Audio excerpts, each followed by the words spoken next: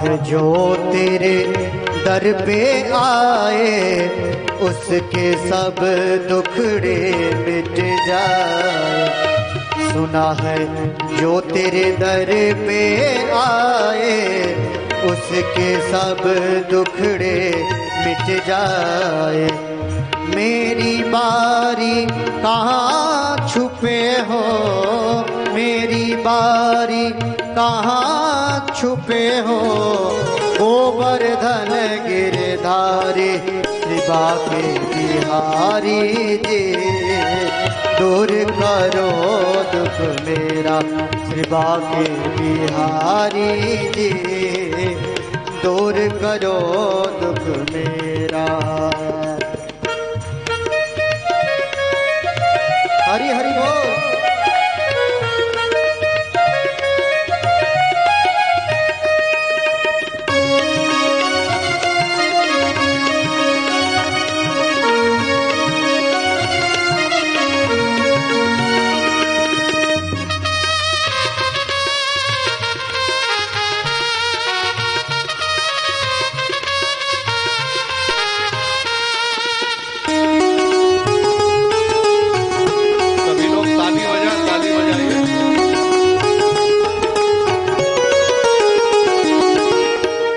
घड़ी का गिद्ध आजा मिल तारी, सबको आपने पार उतारी।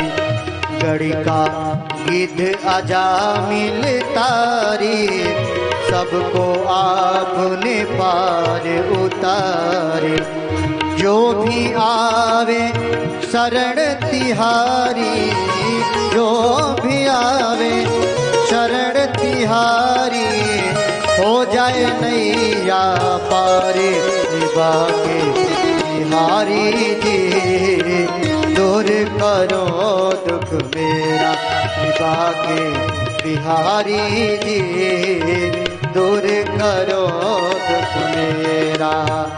दूर करो दुख मेरा गोविंद, दूर करो दुख मेरा गोविंद, दूर करो दुख मेरा कृपा के बिहारी जी। दूर करो दुख मेरा कृपा के बिहारी जी, दूर करो दुख मेरा कृपा के बिहारी जी। दूर करो दुख मेरा कृपा के बिहारी जी, दूर करो दुख मेरा। बोलिए गोपाल कृष्ण भगवान की जय। नारायण। भगवान श्री कृष्ण अर्जुन सहित समस्त पांडवों को लेके जब पितामह भीष्म की तरफ चलने लगे, उसी समय बड़े बड़े महापुरुष पर्वतो नारदो धौम्यो भगवान वादरायणः बृहदस्वो भरद्वाजो सशिष्यो रेणुकासुतः परशुराम इत्यादि सभी महापुरुषों को पता लगा और सब लोग साथ में चलने लगे। जैसे साथ में गए, महाराज अब आप देखें यहां पर लिखा तान समेतान महाभागान अपलब्धे वशुत्तमा। सरसैया पर पड़े हुए पितामह भीष्म ने भगवान श्री कृष्ण को देखा, सभी लोग घेर के खड़े हो गए। भगवान श्री कृष्ण उनके चरणों के पास खड़े हो गए। क्यों? क्योंकि चरणों के सामने खड़े होंगे तभी तो दर्शन होगा, उठ के तो खड़े नहीं हो सकते। लेकिन इसके बाद भी महर्षि व्यास यहाँ एक बड़ी विलक्षण बात कहते हैं। वो कहते हैं पूज्य आमास धर्मज्ञो देश काल विभागवित। पूज्य आमास, उन्होंने पितामह भीष्म ने भगवान श्री कृष्ण के साथ समस्त ऋषियों का पूजन किया। बड़ी विलक्षण बात है। आप देखें जो सरसैया पर पड़ा हुआ है, उठकर बैठ नहीं सकता, वो सबका पूजन कैसे करेगा? महाराज यहाँ पूजन करने का जो अर्थ है वह केवल मानसिक पूजन है। सबको हाथ जोड़कर प्रणाम किया और भगवान श्री कृष्ण को आंखों के रास्ते से लेकर भीतर ले गए, महाराज हृदय में स्थापित किया और आंख बंद करके बहुत सुंदर तरीके से महाराज उनका पूजन किया।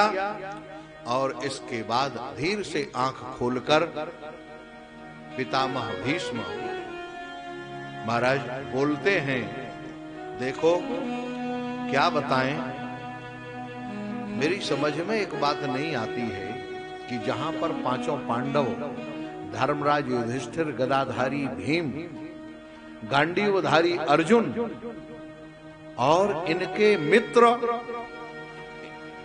साक्षात भगवान श्री कृष्ण विद्यमान हैं, उनके जीवन में भी विपत्ति, ततो विपत, क्या कारण है? नारायण कृष्णो श्री गांडवम चापम सुहृद कृष्णो ततो विपत।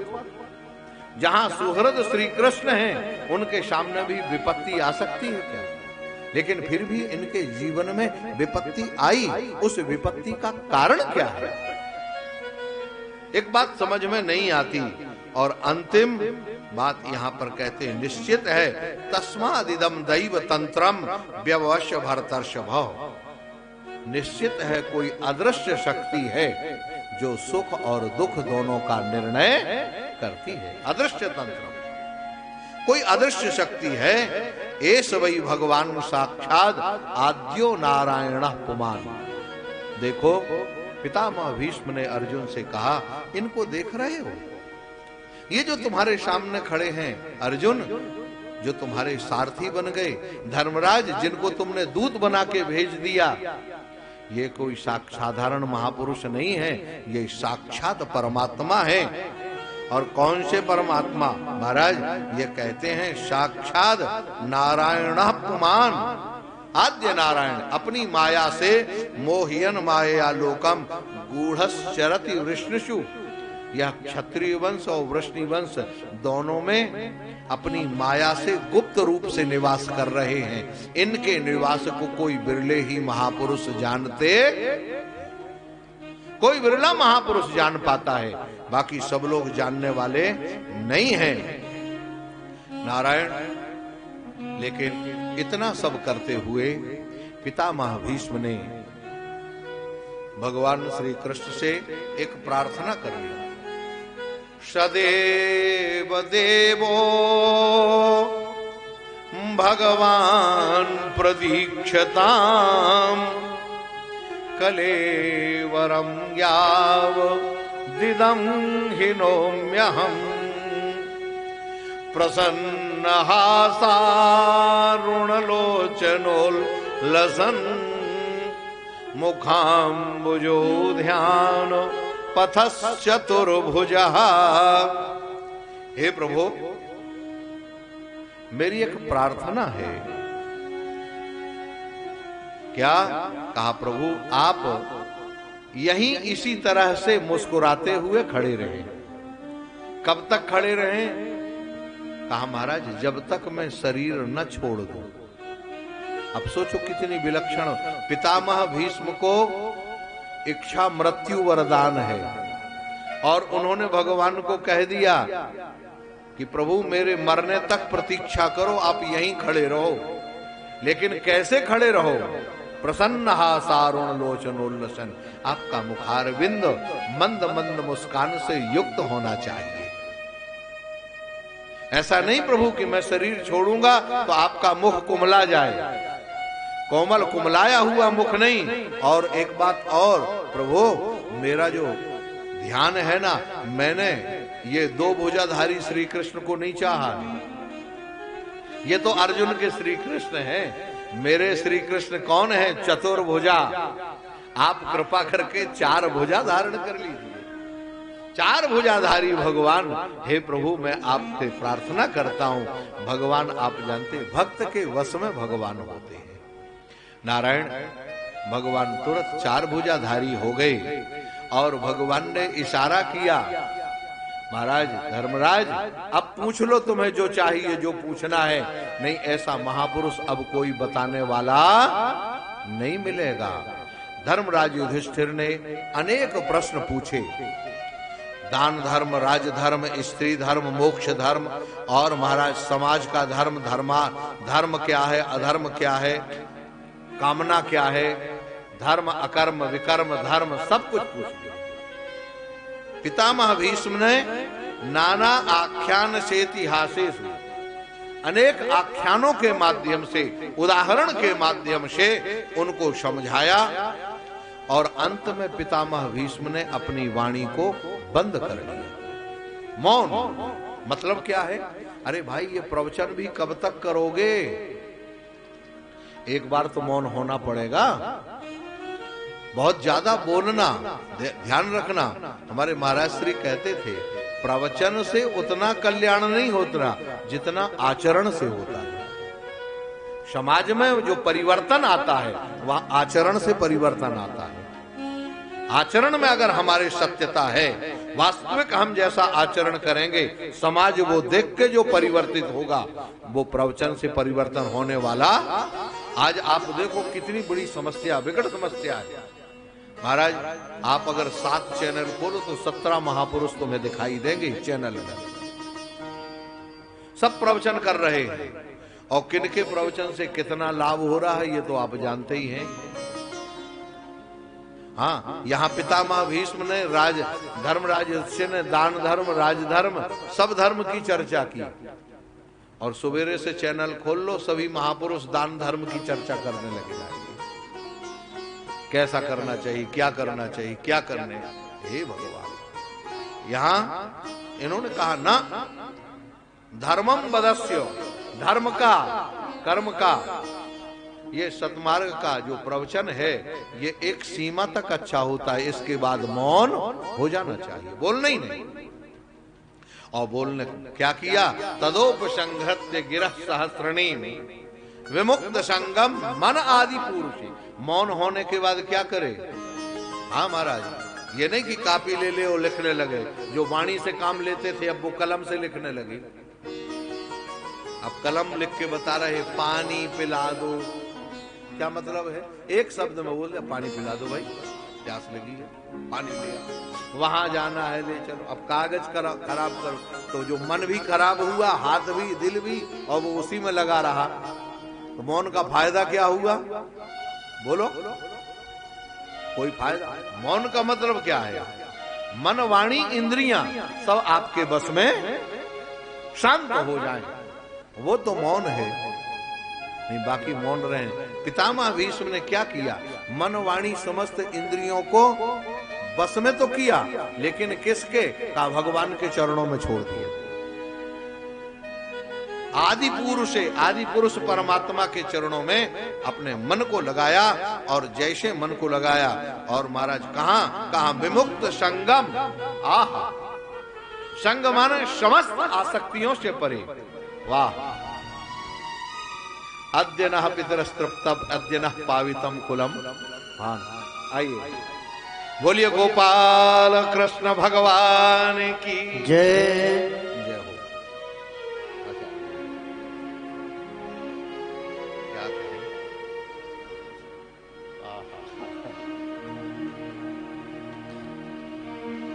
कृष्ण गोविंद गोविंद हे गोपाल नंद लाल। कृष्ण गोविंद गोविंद हे गोपाल नंद लाल। कृष्ण गोविंद गोविंद हे गोपाल नंद लाल। कृष्ण गोविंद गोविंद हे गोपाल नंद लाल। हे गोपाल नंद लाल, हे गोपाल नंद लाल, हे गोपाल नंद लाल, हे गोपाल नंद लाल, हे गोपाल नंद लाल, हे गोपाल नंद लाल, हे गोपाल नंद लाल, हे गोपाल नंद लाल। कृष्ण गोविंद गोविंद हे गोपाल नंद लाल। कृष्ण गोविंद गोविंद हे गोपाल नंद लाल।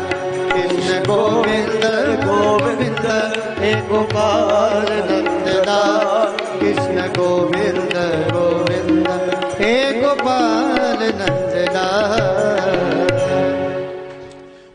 गोपाल कृष्ण भगवान की जय। नारायण, बड़ी कृपा करके हमारे बीच में श्री पाठक जी, आपने सब लोगों ने टीवी के माध्यम से आपका दर्शन किया होगा। आप राम जन्मभूमि का पूजन, नींव पूजन आपने ही कराया था। ऐसे महापुरुष ये कृपा करके हमारे बीच में पधारे, ये इनका अनुग्रह है नारायण। और हमसे तो सहज प्रेम करते हैं ये, मैं इनके चरणों में बार बार विनयावनत। आइए हम लोग अपने प्रसंग पर प्रवेश करते हैं, हमें इनका भी आशीर्वचन लेना है।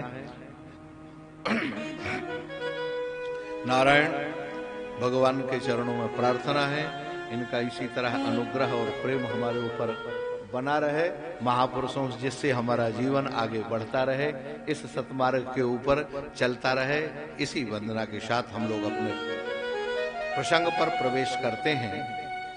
नारायण, पितामह भीष्म ने सबसे पहले तदोपसंहृत्य गिरः सहस्त्र में अपनी वाणी को कंट्रोल किया।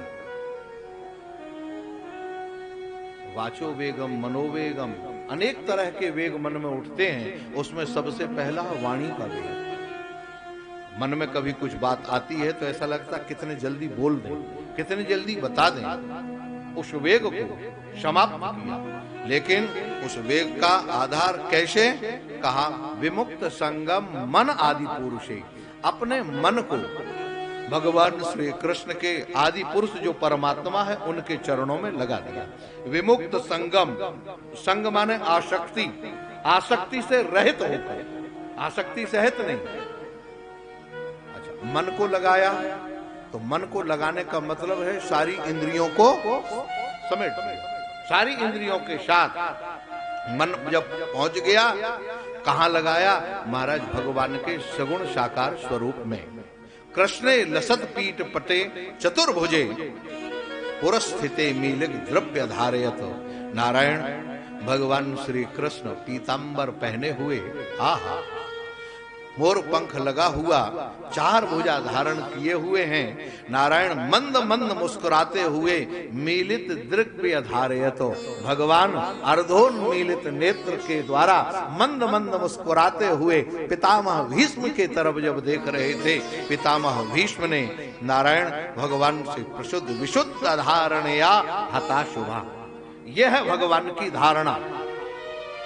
सबसे पहले यहां पर आप देखें, ध्यान हुआ, ध्यान के बाद वाणी का कंट्रोल हुआ। ध्यान करेगा व्यक्ति, कैसे करेगा? ध्यान तो मन से होगा ना, और वो मन कहां हुआ? मन आदि पुरुष, मन लगाया आदि पुरुष में। अब यहां धारणा आई, ध्यान धारणा, और धारणा कैसी हुई? का विशुद्ध धारणया हता शुभत। नारायण, विशुद्ध धारणा के द्वारा भगवान के स्वरूप में जब मन लगा तो हृदय पवित्र हो गया। कहा पितामह भीष्म के सामने भगवान खड़े हैं, फिर भी उनके हृदय को पवित्र करने की आवश्यकता है क्या? कहा नहीं, हृदय को पवित्र, हृदय तो पवित्र है, तभी तो भगवान खड़े। लेकिन फिर भी पिता के मन में, पितामह भीष्म के मन में एक क्षोभ है। क्या क्षोभ है? कहा ये जो महाभारत का युद्ध हुआ है उसका थोड़ा सा क्षोभ लेस मात्र रह गया है, इसीलिए उसका अशुभ उनके हृदय में बना हुआ। यहां लिखा हुआ है तदेक्षयवासु गता है दुभ्युता नारायण विशुद्ध धारणया हता शुभस। जो अशुभ है थोड़ा सा रह गया, मन में वृत्ति है, वो भी भगवान के ध्यान से समाप्त हो गई। और जब भगवान से वो वृत्ति शांत हो गई तो क्या हुआ? कहा निवृत्त सर्वेंद्रिय वित्त विभ्रमा, समस्त इंद्रियों का जो संचालक था, उनका जो विभ्रम था नारायण, वह समाप्त हो गया। कहां हुआ? का विसर्जन जनार्दनम, भगवान जो जनार्दन है, माया को समाप्त करने वाले जो जनार्दन भगवान हैं, उनके चरणों में समर्पण हो गया। और समर्पण के बाद पितामह भीष्म के हृदय से प्रार्थना प्रस्फुटित हो जाती है। जब प्रार्थना होती, इति मति रूप कल्पिता वितृष्णा भगवती सात्वत पुंगवे विभूमनि स्वसुखमुपगते क्वचिद विहर्तुम प्रकट मुपेयस यद भव प्रवाह। हे प्रभु, इति मति रूप कल्पिता, मैंने अपनी बुद्धि को, मैंने अपनी मति को वितृष्णा बनाया, मेरे जीवन भर का उपयोग रहा। मुझे बाल ब्रह्मचारी कहते हैं। उस ब्रह्मचर्य की प्रतिज्ञा के कारण मेरा नाम भीष्म पड़ा, भीष्म प्रतिज्ञा के कारण। लेकिन प्रभु, इसके पीछे एक ही राज है। क्या कहा? मैंने अपनी मति को विशुद्ध वितृष्णा, मेरी मति में, मेरी बुद्धि में किसी तरह की कोई तृष्णा ना रहे, इसको बनाने के लिए प्रयास करता रहा। लेकिन उसके प्रयास करने का मानो भगवान ने कहा कि क्या उपाय क्या किया तुमने? ऐसा तो कुछ नहीं है। कहा नहीं प्रभु, वितृष्णा बनाया, उसका उपाय क्या है? कहा उसका उपाय एक है, भगवत सात्वत पुंगवे विभूमि। नारायण, हे प्रभु, आपके छोटे छोटे से अनुष्ठानों के द्वारा, नाम के द्वारा, रूप के द्वारा, लीला के माध्यम से मैंने अपने मन को कंट्रोल करके रखा, मैंने अपनी इंद्रियों को कंट्रोल करके रखा। आप देखें, पितामह भीष्म को ब्रह्मचारी कहा जाता है। पितामह भीष्म ब्रह्मचारी हैं, बाल ब्रह्मचारी, और ऐसे ब्रह्मचारी हैं। आप देखें, एक ब्रह्मचारी तो वो होता है जो जंगल में रहता है, गुफाओं में रहता है, जिसका किसी से कोई संपर्क नहीं, आना जाना नहीं, वो तो अपने ब्रह्मचर्य व्रत का पालन करे तो कोई बात नहीं है। लेकिन ये ऐसे ब्रह्मचारी हैं महाराज जो राज घराने में रहते हैं, राजाओं के बीच में रहते हैं, राज दरबार में रहते हैं, जहां पर हमेशा नृत्य गान इत्यादि चलता रहता था। उसके बाद भी अपने हृदय को, अपने मन को, अपने मन की वृत्तियों को, इंद्रियों को, सारी इंद्रियों को भगवान के चरणों में लगा के रखा। सबके साथ रहते हुए भी सबसे अलग जीवन निर्वाह बना के रखा। कहते हैं प्रभु, मैं तो आपके चरणों में प्रणाम करता हूं। हे प्रभु, आपने बड़ी कृपा की। स्वगम निगम मपहाय मत प्रतिज्ञा, बड़ी सुंदर स्तुति है, बहुत बड़ी स्तुति है, विलक्षण स्तुति है। कई बार इसकी चर्चा भी, मैंने एक बार अपने आश्रम में ही इसकी चर्चा की थी बहुत पहले। वो जो हमारे महंत जी स्वामी ओंकारानंद जी महाराज जब थे, तो इसकी कथा 15 दिन मैंने रोज आधा घंटे सुबह के सत्संग में बोलता था। नारायण, ऐसी बड़ी विलक्षण यह है। स्वर्ण पहाय मत प्रतिज्ञा मृत मधि कर तुम अबप्लुतो रथस्ता। हे प्रभु, आपने मेरी प्रतिज्ञा को रखने के लिए अपनी प्रतिज्ञा छोड़ दी, मेरी प्रतिज्ञा को रखने के लिए, और मुझे मारने के लिए रथस्था, सुदर्शन चक्र का स्मरण कर लेते, लेकिन रथ का पहिया लेके दौड़े, रथ से उतर पड़े। नारायण, और इतना ही नहीं, आप जब आ रहे थे तो आपका वस्त्र गिर रहा था, पृथ्वी कांपने लगी। क्या है? आप देखें, एक बार की घटना है महाराज। आधा युद्ध जब हो गया, युद्ध के 8 दिन लगभग समाप्त हो रहे थे, एक दिन दुर्योधन पितामह भीष्म के पास गया और कहता है, पितामह, मुझे लगता है कि आप लड़ तो मेरे तरफ से रहे हैं, लेकिन पक्ष पांडवों का ले रहे हो।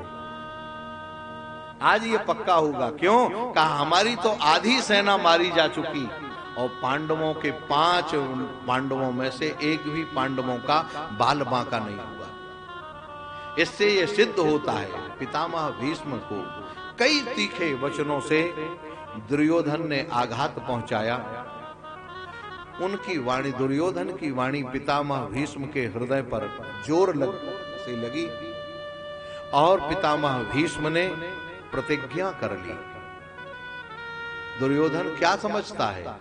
अरे, मैं चाहूं तो महाभारत का युद्ध कल समाप्त हो जाएगा, और 5 बाण निकाले और निकाल के अलग रख दिए। का कल पांडवों का अंतिम युद्ध होगा, पांडव लोग कल के बाद दिखाई नहीं देंगे, कल का सूर्य पांडवों के लिए अंतिम सूर्य दर्शन। पितामह भीष्म ने प्रतिज्ञा कर ली, अब बताओ कौन रुकेगा? हाहाकार मच गया, कोहराम मच गया। लेकिन महाराज जिनके सहारे अब सौंप दिया इस जीवन का सब भार तुम्हारे हाथों में, भगवान के सहारे जब सौंपा महाराज, सारे शिविरों में कोहराम हाहाकार मचा हुआ है, कल क्या होगा, कल क्या होगा, पांडव बचने वाले नहीं हैं। लेकिन फिर भी महाराज पांडव लोग अपने शिविर में आए और प्रेम से भोजन करके सोने की तैयारी में थे। सब जा रहे थे आराम करने। उसी समय भगवान श्री कृष्ण पहुंचे, सभी पांडवों को इकट्ठा किया, कहा आप लोगों को कुछ मालूम है? पितामह भीष्म ने जो प्रतिज्ञा की है इसकी जानकारी आपको है? महाराज अर्जुन मुस्कुराते हुआ बोला, केशव दिन भर हम युद्ध करें और शाम को आपकी पंचायत सुने? अब सौंप दिया इस जीवन का सब भार तुम्हारे, जब तुम्हारे हाथों में है तो हमारे बस का नहीं, हम तो जा रहे हैं सोने। अब जो करना है आपको करना, जो कुछ करना है आप करो। महाराज भगवान श्री कृष्ण उसी समय अर्धरात्रि में द्रौपदी के शिविर में पहुंच जाते हैं। द्रौपदी के यहां भगवान का वेश भी बड़ा विलक्षण है महाराज। ग्वारिया का वेश बनायो, क्यों? अगर नहीं बनाएंगे तो रात्रि में पहचान जाएगा कोई। ग्वारिया का वेश बनाए हुए हैं, लाठी हाथ में लिए हुए, मोर पंख छिपा हुआ है, पगड़ी बांधे हुए, हाथ में लालटेन रखे हुए हैं और आवाज लगाते हुए, जागते रहो, जागते रहो। अब बोलो ऐसा लीलाधारी परमात्मा कहीं दिखाई देगा? जागते रहो कहते हुए महाराज द्रौपदी के शिविर में पहुंच गए, प्रवेश किया, द्रौपदी को जगाया। द्रौपदी द्रौपदी महाराज अर्धरात्रि में द्रौपदी हड़बड़ा के उठी, क्या बात है?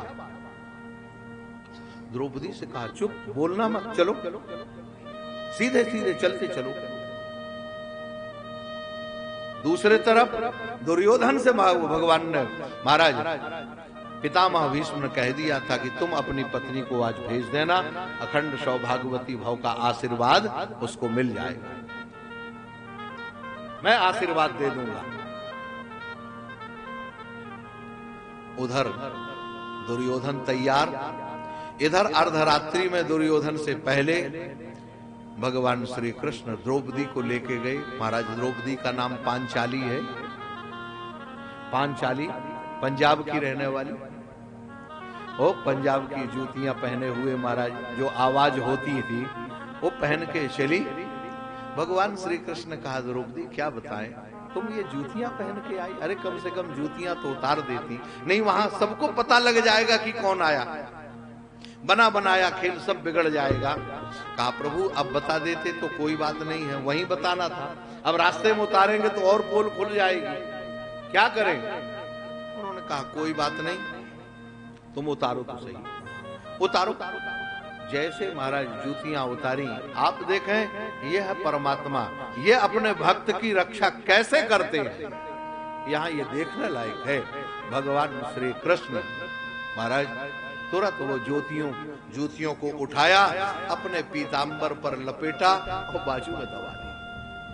आधी जूतियां दिखाई दे रही थी, जूतियों की जो नोक थी महाराज वो दिखाई दे रही थी। सामने पहुंचे पितामह भीष्म के और जाके द्रौपदी से, पितामह भीष्म का स्वरूप क्या था? पितामह भीष्म दिन भर युद्ध करते थे और शाम के समय भगवान का ध्यान करते, शाम के समय भगवान का ध्यान, रात्रि में भगवान का ध्यान करते थे। वही ध्यान पथस चतुर्भुजा, चतुर्भुज स्वरूप का ध्यान करते थे। और नारायण क्या कहें, जैसे द्रौपदी वहां पहुंची ये तो ध्यान। अच्छा और एक बात और है ना, हमारे महाराज जी कहते थे, हाँ महाराज वो कहते हैं भक्त जो होता है ना वो नॉर्मल नहीं होता, वो भक्त अपनी धुन में रहता है, कुछ समझ में तो आता नहीं, वो तो भक्ति में। पितामह भीष्म की आंख बंद है, भगवान के ध्यान में डूबे हुए, और द्रौपदी ने जाके उसी समय प्रणाम किया। जैसे प्रणाम किया, हाथ का स्पर्श प्राप्त हुआ, चूड़ियों की आवाज आई, कहा लगता है दुर्योधन की पत्नी आई होगी। उन्होंने कहा अखंड सौभाग्यवती भव। दूसरी तरफ पुनः प्रणाम किया गया, पितामह भीष्म ने कहा अखंड सौभाग्यवती भव। 2 बार आशीर्वाद देने के बाद द्रौपदी ने कहा पितामह पहचाना कौन? कहा द्रौपदी। कहा हाँ कोई बात नहीं, अखंड सौभाग्यवती भव। याद नहीं रहा, क्यों? ध्यान में तो भगवान के है ना, जो जिसका ध्यान करेगा उसकी याद रहेगी कि दुनिया की याद रहेगी। हमें भगवान की याद नहीं आती, क्योंकि हम हमेशा खेत खलिहान मकान और दुकान के ध्यान में डूबे रहते हैं। हर समय वही बात याद आती है, लेकिन भक्त तो भगवान के ध्यान में डूबा रहता है, उसको तो भगवान के याद आती है। द्रौपदी ने अब कहा, भगवान श्री कृष्ण हाँ महाराज दरवाजे शिविर के बाहर खड़े ऐसे झांक रहे थे, देख रहे थे, क्या कहें महाराज। द्रौपदी ने कहा पितामह मेरे मन में एक प्रश्न है। कहा पूछो। कहा ये बताओ कल की प्रतिज्ञा सफल होगी कि आज का आशीर्वाद? पितामह को अब समझ में आया, ओहो क्या? कहा प्रभु आपने कल 5 बाण निकाले हैं। पितामह को याद आ गया। पितामह तुरंत बोल पड़े द्रौपदी अच्छा एक बात बताओ, सच्ची बताना। कहा हाँ पितामह बोलो। कहा मैं जानता हूं तुम में इतनी बुद्धि नहीं है कि तुम आके मुझे प्रणाम करो। ये ददामी बुद्धि योगम तम, ये बुद्धि योग देने वाला कौन है?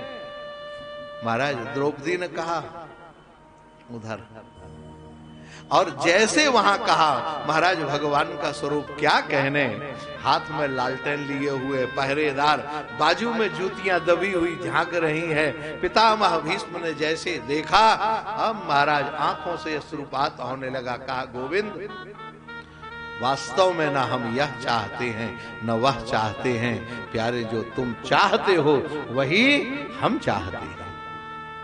अब तो कुछ नहीं हो सकता, लेकिन फिर भी मैं आज अब प्रतिज्ञा करता हूं प्रभु, ये आपकी जो चोरी करने की आदत है ना, ये अच्छी नहीं है। और ये चोरी करने की आदत अभी भी आपकी गई नहीं। अब सोचो भगवान की कितनी बड़ी उम्र है, जब बेटे हो गए, बेटों की शादी हो गई, नाती पोते हो गए, और उस समय भी पितामह भीष्म कह रहे अभी तुम चोरी करने की आदत नहीं गई। भगवान घबराए, कहा क्या कह रहे हो? कहा प्रभु अभी सही कह रहे हैं, ये बचपन की जो चोरी करने की आदत थी ना आज भी। कहा कैसे, आप कुछ बता सकते हैं? कहा बिल्कुल, आप अर्जुन के रथ के सामने जो जब खड़े हैं, अर्जुन के रथ के सामने अर्जुन का रथ लेके जब चलते हैं, तो वहां पर लिखा हुआ महाराज भागवत में सह प्राण ओज आर्छत, आप जो सामने लड़ने वाला योद्धा है उस योद्धा के ओज को, तेज को हरण कर लेते हैं, उसके मन को हरण कर लेते हैं, उसके प्राण को हरण कर लेते हैं, और इसके बाद अर्जुन से कहते हैं अर्जुन मार दो। हैं? आपने अर्जुन को तो यही कहा था ना उपदेश देते समय गीता का, निमित्त मात्रम भव सभ्य साचिन। अर्जुन तू तो निमित्त है, वास्तव में वो करके आप दिखा रहे, लेकिन इस बात को कोई जानता नहीं। आज मैं इस बात को प्रकट करके रहूंगा। क्या? कहा जो हरि ही न सत्र कहाऊं तो लाजो गंगा जननी को, शांतनु श्रुत ना कहा। अब महाराज जैसे ये प्रतिज्ञा की, भगवान भी कोई कम है का? ये लीलाधारी ऐसे ही लीलाधारी नहीं है महाराज। हाँ, इनको लीला पुरुषोत्तम, भगवान का नाम अगर भगवान राम को मर्यादा पुरुषोत्तम कहा जाता है, तो भगवान श्री कृष्ण को लीला पुरुषोत्तम कहा जाता है। इनकी लीला कितनी उत्तम, कैसी लीला। तुरंत पितामह भीष्म के सामने प्रतिज्ञा कर लेते हैं, पितामह चिंता मत करो, मैं आज प्रतिज्ञा करता हूं, जो पे एक बाप को सबल सपूत कहाई हो, तो पे काहू विधि कर्म शस्त्र ना धारी।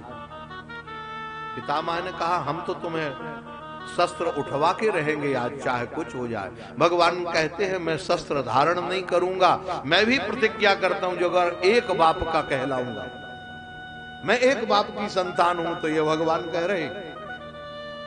अब महाराज सुबह हुआ, पितामह युद्ध के लिए प्रस्थान करते हैं।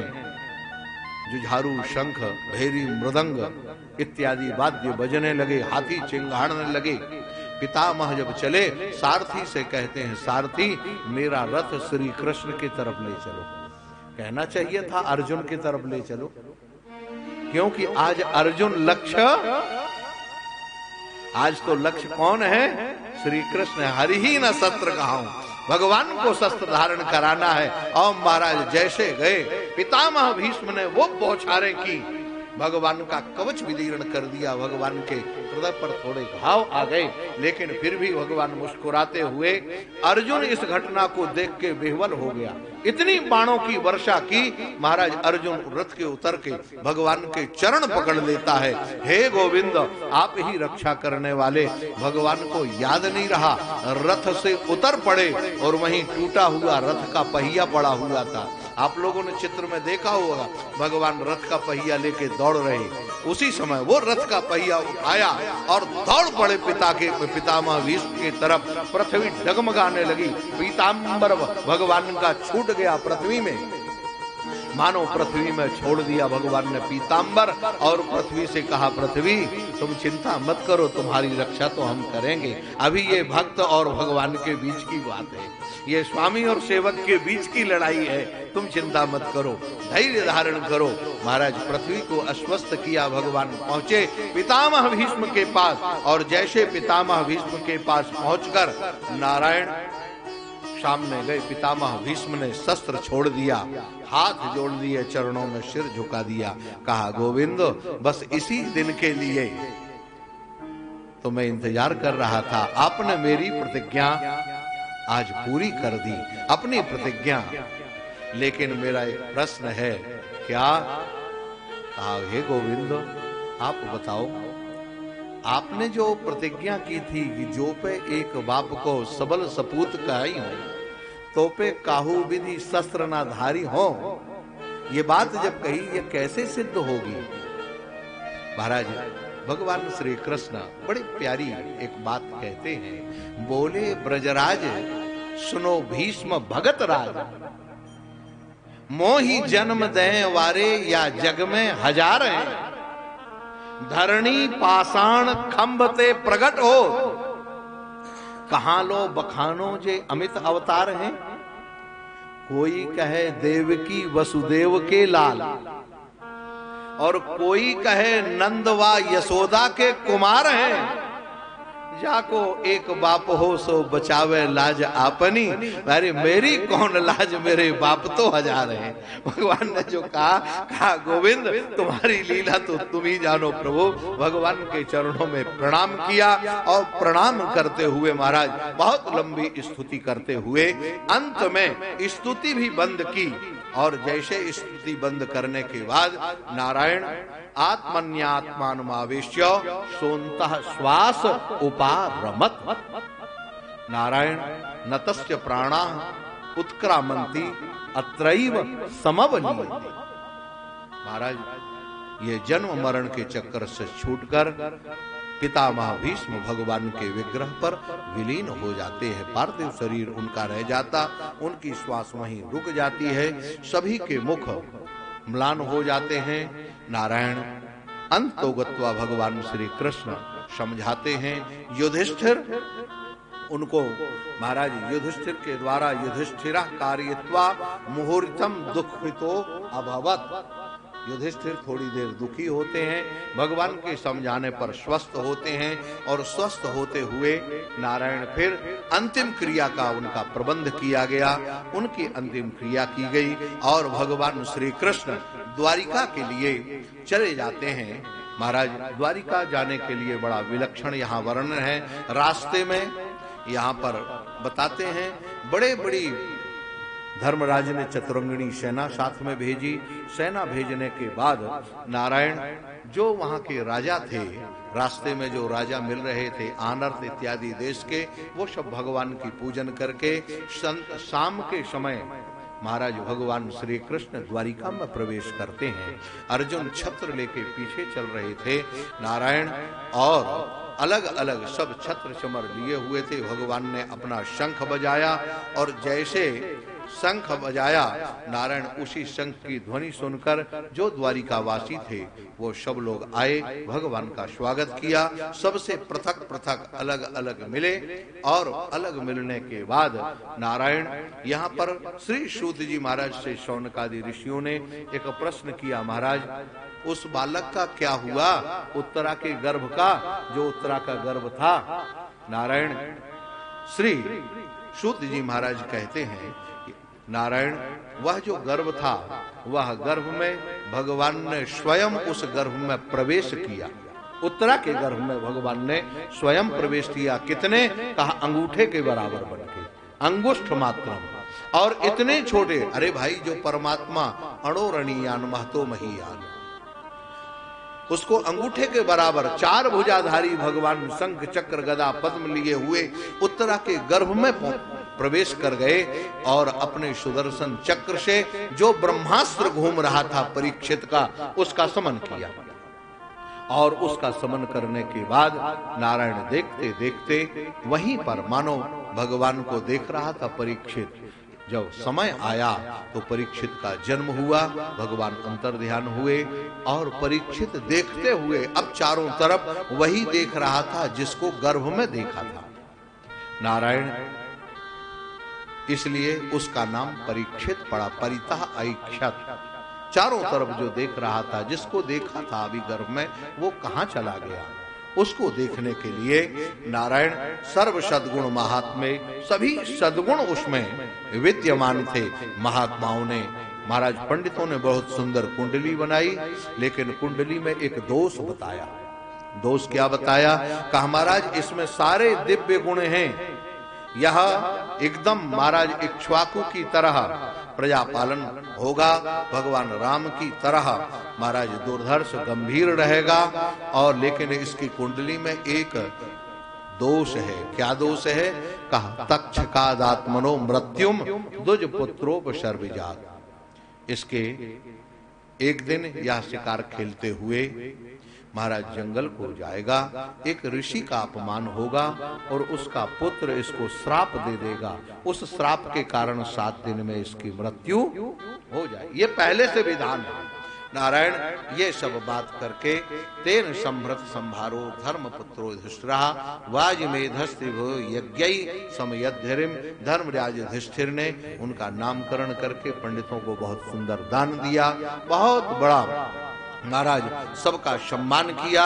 और सम्मान करने के बाद नारायण अब यहाँ पर महाभारत का युद्ध समाप्त हो चुका था। महाभारत के युद्ध की समाप्ति के बाद नारायण विदुर जी महाराज पुनः हस्तिनापुर लौट आते हैं और आने के बाद एकांत में धृतराष्ट्र से मुलाकात होती है। धृतराष्ट्र से मुलाकात हुई और पूछा भैया कैसे हो? कहा बहुत आनंद से है। ये बात विदुर को अच्छी नहीं लगी। कहा क्यों? कहा भाई एक बात बताओ, तुम अभी भी कह रहे हो जिनके पुत्रों को तुमने जहर दिया, जिनको मरवाने की कोशिश की, जिनके लिए लाक्षा भर बनवाया, आज उन्हीं के टुकड़ों में पल रहे हो। 2-2 रोटी बढ़िया मिलने लगी और उससे तुम आज कहने लगे मैं तो बहुत बढ़िया, बड़े आनंद से हूं, सब कुछ भूल गए।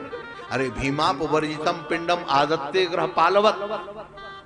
मालूम है रसोई घर से आप कह रहे हो मेरे लिए सबसे पहले भोजन आता है। अरे रसोई घर से जब थाली आती है और भीम पूछता है कि कहां किसके लिए प्रसाद जा रहा है, ये दो कहते नहीं पिताजी के लिए। कौन पिताजी? कहा अरे महाराज धृतराष्ट्र। कहा जाओ उस अंधे को टुकड़े डाल दो। ग्रहपालवत, ग्रहपाल माने आप समझते ही होंगे महाराज, कुत्ता। कुत्ते के समान तुम्हारा जीवन हो रहा है और तुम कहते हो बहुत अच्छा। महाराज फिर भी व्यक्ति चालाकी करने से आप देखो कितनी चालाकी भरी हुई है। कहता भैया मैं कहां जाऊं, मैं तो आंखों से अंधा हूं, कहीं जा नहीं सकता, और अगर किसी के सहारे जाता, हाँ तो महाराज एक मेरी पत्नी गांधारी, वो तो देख सकती थी लेकिन मेरे लिए उसने भी पट्टी बांध ली। अब इसको क्या कहोगे, इसको क्या कह सकते हो बताओ? मेरी तो समझ में नहीं आता महाराज। पति की सेवा करनी चाहिए कि पति के और एक आदमी सेवा के लिए रखो? एक आदमी अब सेवा के लिए चाहिए नहीं, एक उनके लिए एक उनके लिए। कहा ऐसी वो तुम्हारी माँ गांधारी, अब इसको क्या कहोगे? कहा महाराज, विदुर जी ने कहा देखो बातें बनाने से काम नहीं चलता, चलना है तो मेरे साथ अभी चलो, मैं ले चलता हूं। महाराज विदुर जी ने उनको उपदेश दिया और उस उपदेश देने के कारण महाराज धृतराष्ट्र रात्रि में धृतराष्ट्र और गांधारी दोनों निकल पड़े और पहुंच गए सप्त सरोवर के पास हरिद्वार, जहां गंगा जी की 7 धाराएं हैं। वहां जाके धृतराष्ट्र ने भगवान का महाराज अर्चन पूजन किया, तपस्या की और तपस्या करके ऋषियों का सत्संग किया। और एक दिन दावाग्नि लग जाने के कारण वहीं उसमें शरीर छोड़ देते हैं और गांधारी भी उसी में प्रवेश कर जाती है। यहाँ पिता को न देखने के कारण नारायण धर्मराज युधिष्ठिर दुखी होते हैं। उसी समय नारद जी महाराज यहाँ आते हैं। नारद जी युधिष्ठिर को उपदेश देते हैं कि पिता की, महाराज धृतराष्ट्र की चिंता नहीं, अपनी चिंता करो। धृतराष्ट्र माने दुनिया की चिंता करने की अब जरूरत नहीं है, अपने विषय में सोचो हमारा जीवन कितना मूल्यवान है। क्योंकि मनुष्य का जीवन कभी दोबारा, अनेक जन्म जन्मांतरों के पुण्य जब संचित होते हैं, उसके बावजूद भी भगवान की कृपा जब होती है तब मनुष्य का जीवन मिलता है, साधारण नहीं मिलता। क्योंकि मनुष्य जीवन जो है किसी कर्म का फल नहीं है, किसी कर्म के बस में होके आपको मनुष्य बनाया हुआ ऐसा नहीं है, भगवान की कृपा का फल है। जब तक भगवान कृपा नहीं करे तब तक यह मनुष्य जीवन मिलने वाला नहीं है। और कृपा में कोई शर्त नहीं होती, कृपा में अगर शर्त हुई तो फिर क्या कहलाए। नारायण ऐसा युधिष्ठिर को जब संकेत किया, युधिष्ठिर जी भी महाराज देखते हैं उसी समय पृथ्वी में विप्लव मचने लगता है। पृथ्वी जो है, हाँ महाराज, मूर्तियां रोती हुई दिखाई देती हैं, गायों के थन से महाराज दूध नहीं रक्त की धाराएं दिखाई देती हैं, और अनेक अपशकुन जब उनके साथ में होते हैं उसी समय महाराज उनको याद आती है। किसकी? कहा महाराज अर्जुन की। अर्जुन बहुत दिन हो गए, 7 महीने, गता सप्ताह धुनामाशा, 7 महीने हो गए अभी तक लौट के नहीं आए। भीम को भेजने वाले ही थे, तब तक अर्जुन आके प्रणाम करता है और प्रणाम करके धड़ाम कर से गिर जाता है, महाराज रोने लगता है और एक ही बात कहता है, वंचितो हम महाराजा हरिणा बंधु रूपेण। महाराज हम लोग तो ठगे गए, जिनको हमने दूत बनाया, जिनकी छत्र छाया में हम लोगों ने इतना बड़ा महाभारत युद्ध जीता, अरे जीता नहीं है, हमें तो जिताया गया है। आज वही परमात्मा हमको छोड़ के चले गए। जो इतना सुना महाराज धर्मराज युधिष्ठिर, 5 पांडवों सब ने अपने अपने वस्त्र त्याग दिए, राज मुकुट त्याग दिए और स्वर्गारोहण की तैयारी करने लगते हैं। महाराज द्रौपदी को साथ नहीं लिया। द्रौपदी ने यहाँ देखा पति नाम अनपेक्षताम, पीछे पीछे द्रौपदी भी चल पड़ी। महाराज आगे आगे बद्री नारायण तक पहुंच जाते हैं। बद्री नारायण में सरस्वती नदी पार करने के बाद, पार करने के लिए भीम ने तो पार किया, द्रौपदी पार नहीं कर पाई तो भीम को क्या करे। सभी पांडव लोग तो आगे बढ़ गए स्वर्गारोहण के लिए। नारायण पिता भीमसेन ने एक बहुत बड़ी शिला उठाई और सरस्वती नदी के ऊपर डाल दी। वो शिला आज भी रखी हुई है, आप उसका दर्शन कर सकते हैं। हालांकि सरकार ने ऊपर से पुल बना दिया है, लेकिन अभी भी वो नीचे शिला विद्यमान है।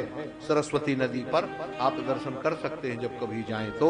वहां से महाराज वसुधारा होते हुए नंदा और चक्र तीर्थ, नंदा पर्वत से आगे चक्र तीर्थ, अलकनंदा का जहाँ उद्गम स्थान है वहां अलकापुरी से होते हुए स्वर्ग के लिए पहुंच जाते हैं। नारायण पांडवों का स्वर्गारोहण होता है। बोलिए गोपाल कृष्ण भगवान की जय। यहाँ महाराज राजा परीक्षित बहुत दिव्य राजा परीक्षित का राज तिलक, परीक्षित बड़े होते हैं, राज तिलक होता है और अपने नगर का संचालन करने, नगर को देखने के लिए राजा परीक्षित निकलते हैं।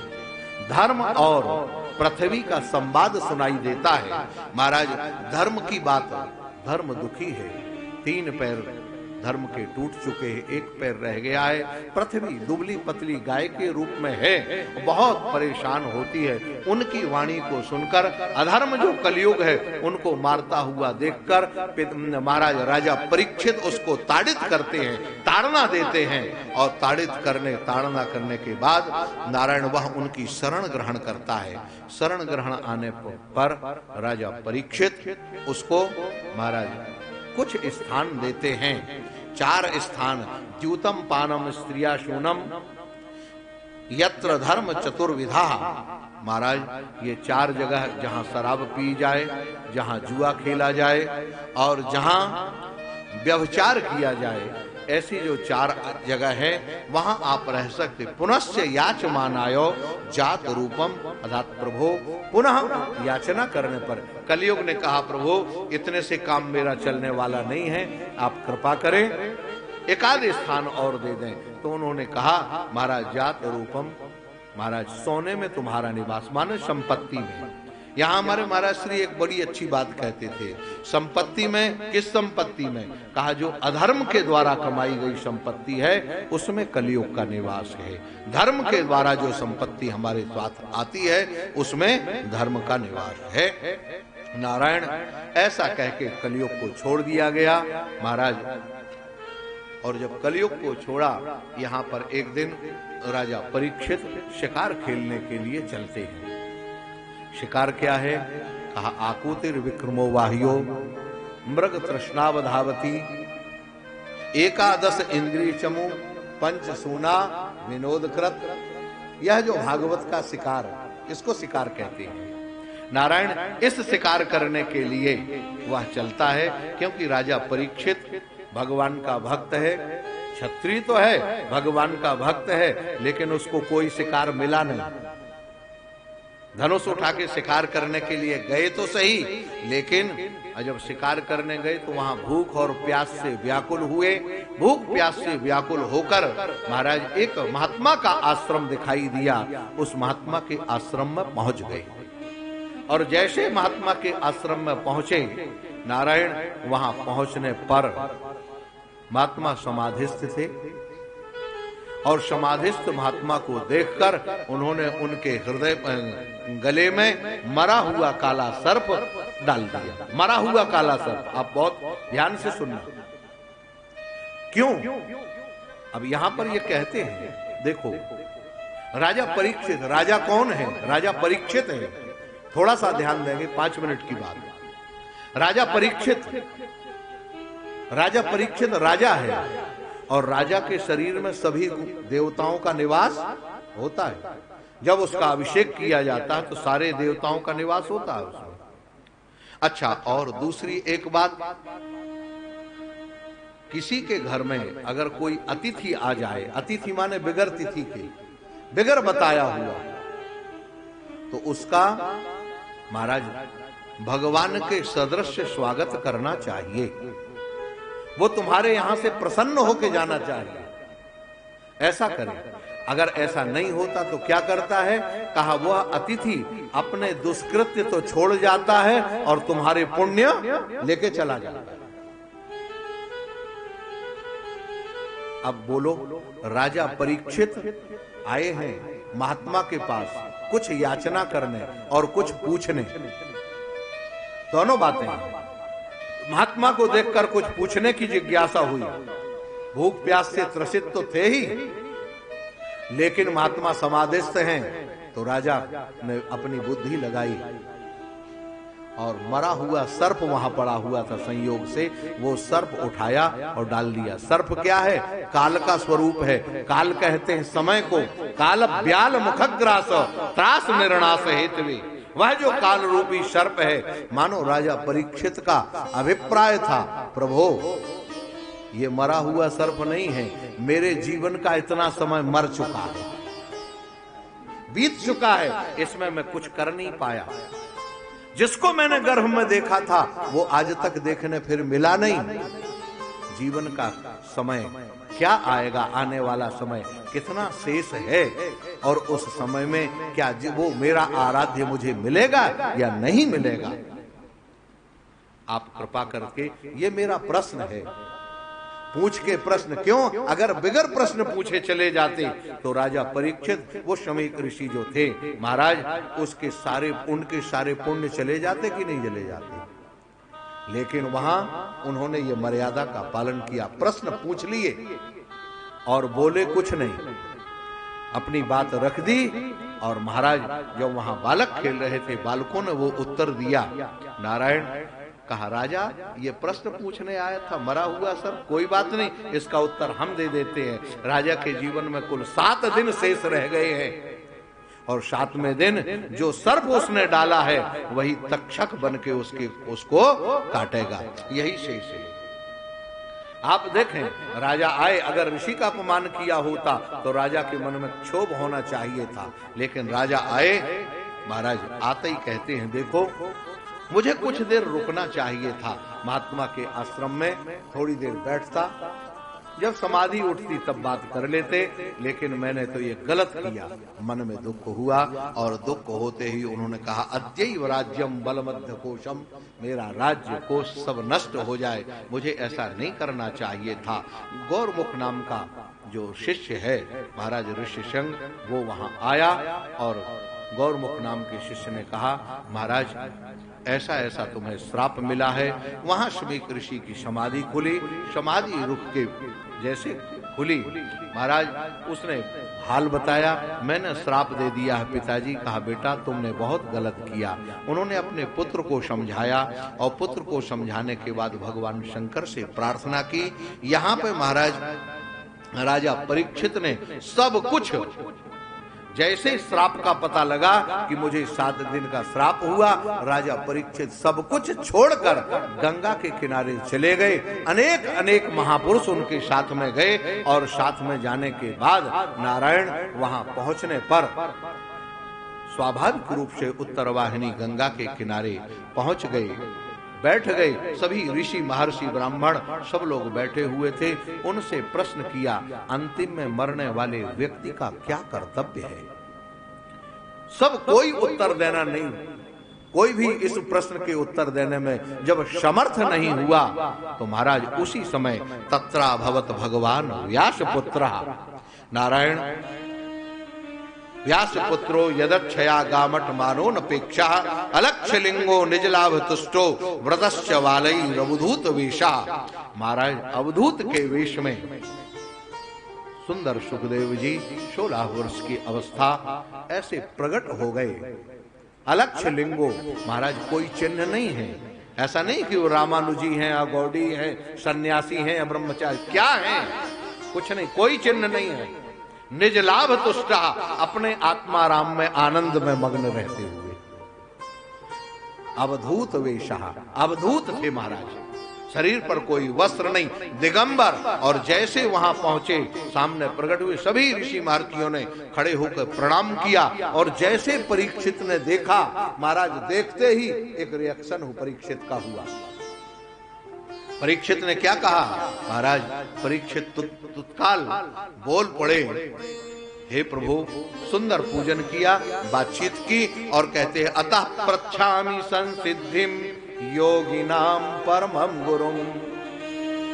हे प्रभु, मैं आपको संसिद्धि पूछना चाहता हूं। मानो सुखदेव जी ने कहा, क्या सिद्धि पूछना चाहते हैं, सांप काटे और जहर ना लगे। कहा ना महाराज, ये सिद्धि है, और सिद्धि मैंने देखी है, सिद्धि को मैं अच्छी तरह जानता हूं। हमारे पूर्वज शुरू से सिद्ध होते आए हैं, हमारी माता प्रमाता प्रमाता प्रमाता ये सब सिद्ध नहीं है।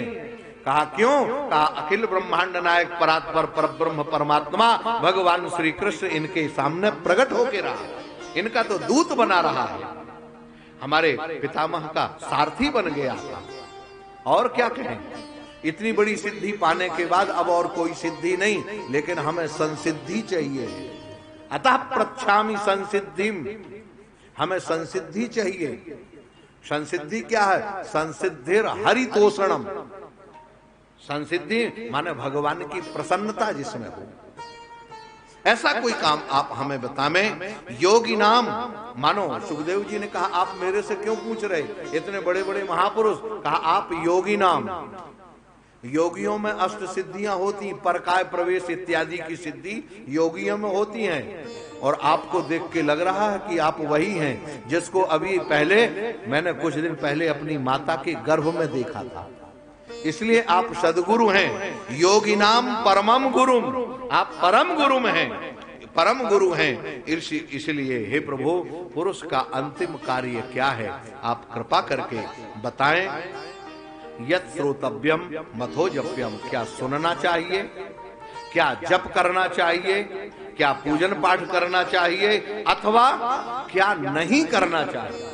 बड़ी विलक्षण बात। हम गुरुदेव के पास तो जाते हैं, पूछते हैं ये करना महाराज, क्या करें कैसे करें, लेकिन कभी ये नहीं पूछते कि क्या क्या ना करें।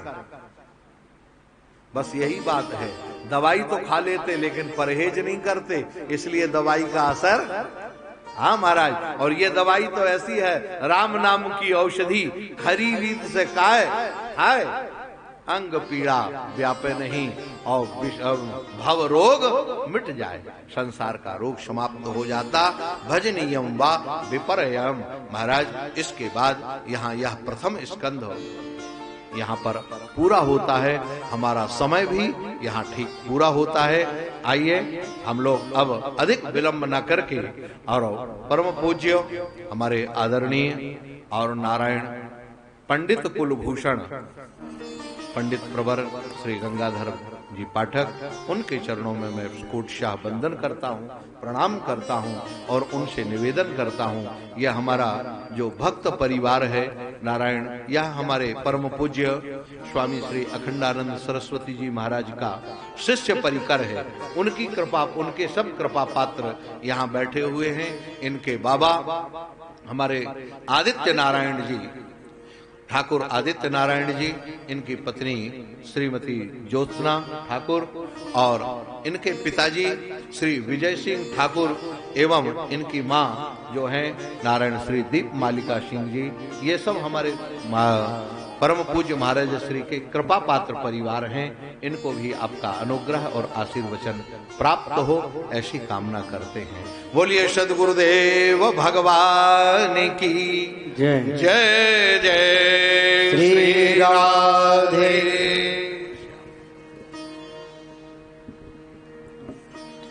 श्री राधे श्री राधे।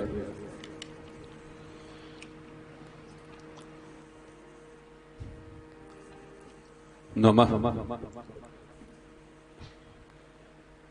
परमहंसास्वादित चरण कमल चिन्मकरंदाय भक्त जनमानस निवासाय श्रीमद्रामचंद्राय समस्त दुस्तरव्याधि संघध्वंस पटीयसे अच्युतानंत गोविंद नामने धामने नमो नमः।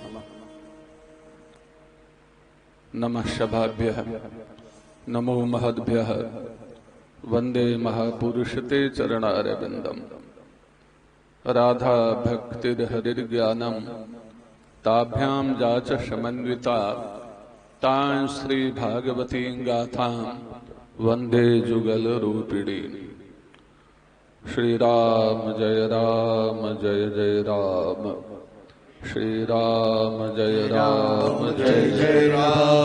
वृंदावन बिहारी लाल की जय, श्री राधा महारानी की जय, श्री वृंदावन धाम की जय, श्री यमुना महारानी की जय, श्री मद्भागवत भगवान की जय, श्री मद्भागवत कथा महामहोत्सव की जय, श्री व्यास जी महाराज की जय, सब संतन की जय, सब विप्रन की जय। जय जय श्री राधे।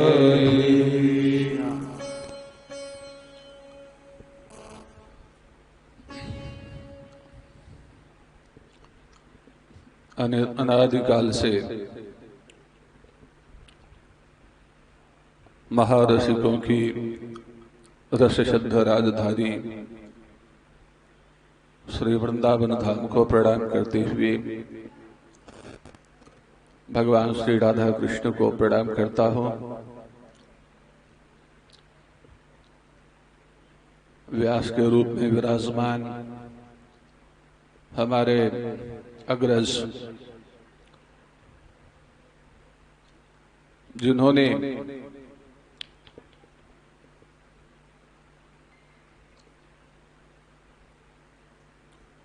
भारत प्रसिद्ध महाविद्वान महात्मा स्वामी श्रीमद अखंडानंद सरस्वती जी महाराज श्री का खूब आश्रय प्राप्त किया है।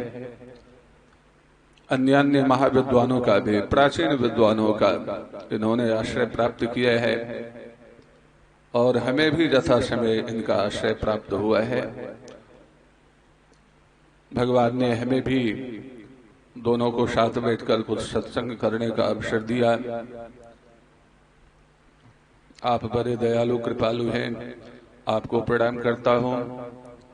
और हमारे स्वामी जी की तो बड़ी अहेतुकी अनुकंपा मेरे ऊपर रहती है।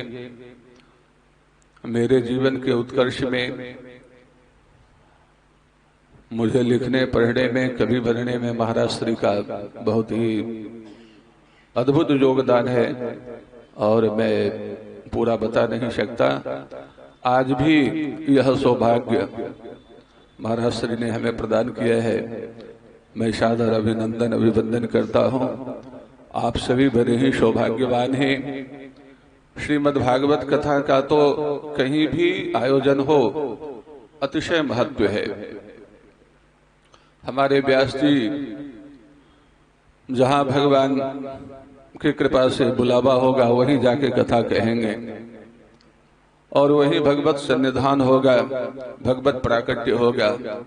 परंतु श्री वृंदावन धाम की महिमा, ये तो सभी कथावाचक जो वृंदावन के रसिक हैं अंतःकरण से पूछेंगे कि भाई आपको वृंदावन में कथा कहने में जितना आनंद आता है भूमंडल के किसी भूभाग में इतनी ही रसोत्पत्ति होती है क्या? श्री वृंदावन धाम की प्राप्ति सहज नहीं है।